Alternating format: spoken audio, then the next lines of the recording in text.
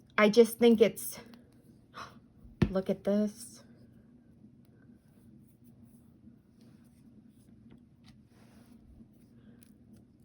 This one is still very wet. Okay, and as you can see, looks like it was pretty deep. This one will be fun to see because this has like a little area on top to put a for a chain or something. So we'll play around with that. But I'm gonna set this one aside because that is still wet. So this is so far our castings from the brand new product Elastic Paste. I do have limited quantities at steelrootsmarket.com. I just got them listed yesterday and I've already sold I've sold several. I have it in black also, which is neat. What I will probably do is if I sell out, I will open it up for pre-order because this is coming from overseas. So we are at the mercy of shipping time. But what I'll do is try and get it in, and I think it's going to be game changing. So to go back to this one, if you watch the videos of when I was gluing it on, this is a very tricky mold that I did. I've always had a difficult time with this one. I absolutely love it, but I always had a difficult time getting a casting from clay. What I did is when I was experimenting, if you watch the video, I poured way too much. So I was taking it off with a squeegee and putting it in. I'll show you the other side of this mold so you can get an idea. It also has like this ring around it. This needs to be, I pulled this apart last night. It needs to be twisted and fixed, but you can, we'll be able to use it.